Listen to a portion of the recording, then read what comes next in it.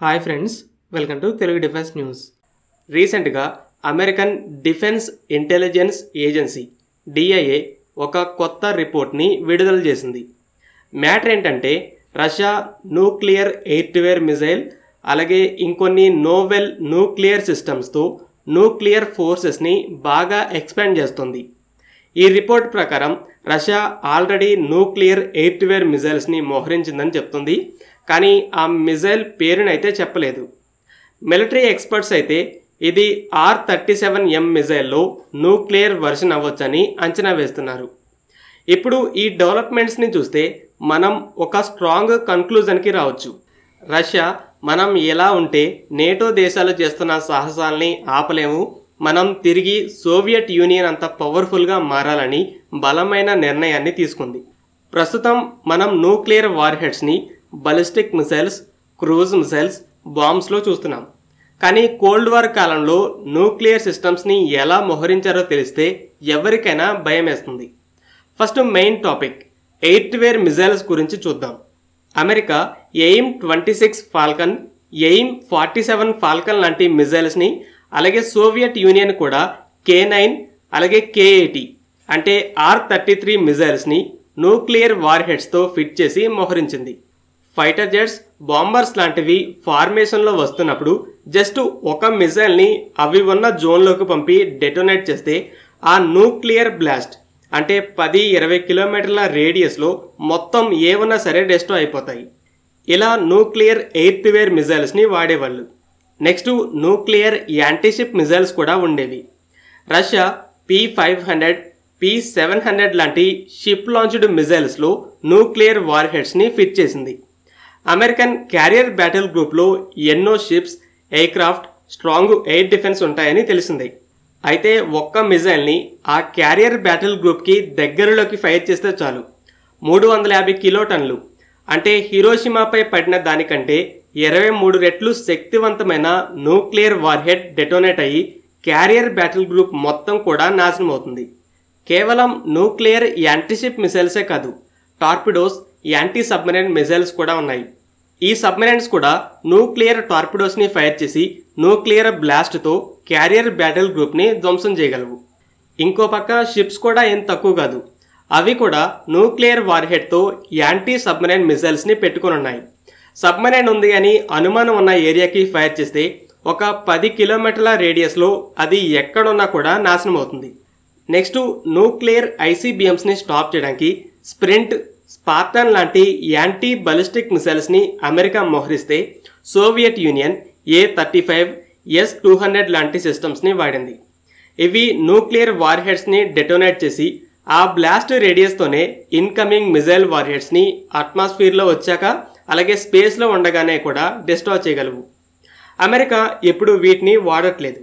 కానీ Russia A-35లో advanced version అయిన A-135ని వాడుతుంది. A-235ని కూడా న్యూక్లియర్ వార్ హెడ్స్తో మోహరిస్తుంది. ఇవే కాదు, హవిట్జర్ సెల్స్, రాకెట్స్లో కూడా స్మాల్ న్యూక్లియర్ వార్ హెడ్స్ని ఫిట్ చేశాయి. అయితే ఈ పైత్యం ఇక్కడితో కూడా ఆగలేదు. ఆఖరికి న్యూక్లియర్ ల్యాండ్ మైన్స్ని కూడా పెట్టాయి. శత్రువు భూభాగాన్ని ఆక్రమించుకోవడానికి వస్తుంటే దారిలోనే వీటిని పేల్చి ఆ ఫోర్స్ మొత్తాన్ని నాశనం చేయాలి. కోల్డ్ వార్లో ఇలా న్యూక్లియర్ వార్ హెడ్స్ని ఇంత భయంకరంగా మోహరించడం జరిగింది. దీంట్లో సోవియట్ యూనియన్కి బాగా అడ్వాన్స్డ్ మిజైల్ టెక్నాలజీతో అడ్వాంటేజ్ ఉండేది. అలాగే సోవియట్ యూనియన్ దగ్గరే ఎక్కువ నూక్స్ ఉన్నాయి. అయితే ఇప్పుడు ఈ న్యూక్లియర్ ఎయిర్వేర్ మిజైల్ అనేది మరలా కోల్డ్ వార్ని గుర్తు చేస్తుంది. అమెరికాకి stealth fighter jets, B-2, B-21 Raider లాంటి స్టెల్త్ బాంబర్స్తో అడ్వాంటేజ్ ఉంది. రెగ్యులర్ రేడార్స్ వీటిని అంత సాధారణంగా గుర్తించలేవు. అయితే రష్యా యాంటీ స్టెల్త్ రేడార్స్ని కూడా మోహరించింది. ఇవి లాంగ్ డిస్టెన్స్లో ఉండగా కూడా ఈ స్టెల్త్ ఎయిర్క్రాఫ్ట్ని గుర్తించగలవు. కానీ అంత దూరంలో ఉన్నప్పుడు పిన్ పాయింట్ యాక్యురసీతో లొకేట్ చేయలేవు.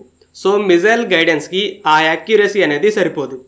కానీ ఇప్పుడు ఒక రష్యన్ జెట్ ఆ జోన్లోకి న్యూక్లియర్ ఎయిర్వేర్ మిజైల్ని ఫైర్ చేస్తే ఎంటైర్ ఫార్మేషన్ కూడా డిస్ట్రాయ్ అవుతుంది. దీనితో రష్యా మీరు మాతో యుద్ధంలోకి దిగితే మేము సాధారణ యుద్ధం చేస్తూ ఆగిపోము, డిఫెన్సివ్ న్యూక్లియర్ వెపన్స్ని కూడా వాడుతామని నేటోకి ఒక మెసేజ్ని పంపింది. 1991 తర్వాత అమెరికా, రష్యాలు కొన్ని రకాల అగ్రిమెంట్స్తో న్యూక్లియర్ వెపన్స్ నెంబర్స్ని తగ్గించుకున్నాయి. ఎన్ని యాంటీ బలిస్టిక్ మిజైల్స్ని మోహరించాలని నిర్ణయించుకున్నాయి. అలాగే మిజైల్స్ రేంజ్లో కూడా కొన్ని రూల్స్ని పెట్టుకున్నాయి. వీటి గురించి ఇంతకుముందు వీడియోస్లో మాట్లాడుకున్నాం. సోవియట్ యూనియన్ న్యూక్లియర్ వెపన్స్ని చాలా అగ్రెసివ్గా మోహరించేది. దీనివల్ల నేటో దేశాలు భయపడేవి. అయితే రష్యా ఈ అగ్రిమెంట్స్కి ఒప్పుకొని ఆ అగ్రెసివ్ అర్సనల్ని వదిలేసుకుంది.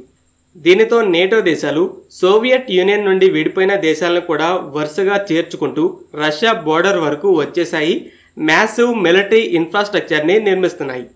అలాగే యుక్రెయిన్కి ఆయుధాలు ఇవ్వడమే కాకుండా రష్యా భూభాగంలోనే దాడి చేయించేదాకా తెగించాయి.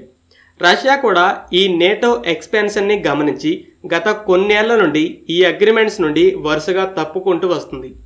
నోవెల్ న్యూక్లియర్ సిస్టమ్స్ అంటే పొసైడన్ పేరుతో న్యూక్లియర్ ఇంజన్తో 100 మెగాటన్ల జైంట్ న్యూక్లియర్ వార్హెడ్తో ఉన్న టార్పిడోని రెడీ చేసింది. అలాగే న్యూక్లియర్ ఇంజన్, న్యూక్లియర్ వార్హెడ్తో ఉన్న బుర్వెస్ని క్రూజ్ మిసైల్ని కూడా టెస్ట్ చేసింది.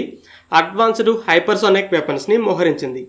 రష్యా ఆల్రెడీ సైలెంట్గా సోవియట్ యూనియన్ రూట్లోకి వెళ్తుంది. ఇప్పుడు ఈ న్యూక్లియర్ ఎయిర్వేర్ మిజైల్తో కన్ఫర్మ్ అయింది. ఇక మా దగ్గర స్టెల్త్ ఫైటర్స్ ఉన్నాయి, స్టెల్త్ బాంబర్స్ ఉన్నాయని డేరింగ్ చేస్తే కన్వెన్షనల్ వార్లో కూడా డిఫెన్స్ కోసం నూక్స్ని వాడతామని సిగ్నల్ పంపింది. అలాగే కొంతకాలం క్రితం రష్యాలో కాకుండా ఒక స్టెప్ ముందుకొచ్చి బెలారస్లో నేటో డోర్ దగ్గరే నూక్స్ని మోహరించడం కూడా సోవియట్ స్టైల్ అగ్రెసివ్ డిప్లాయ్మెంటే. ఫ్రెండ్స్, ఈ వీడియో మీకు నచ్చినట్లయితే లైక్ చేయండి. అలాగే మరిన్ని ఇంపార్టెంట్ డిఫెన్స్ అప్డేట్స్ కోసం మన ఛానల్ని సబ్స్క్రైబ్ చేసుకోండి.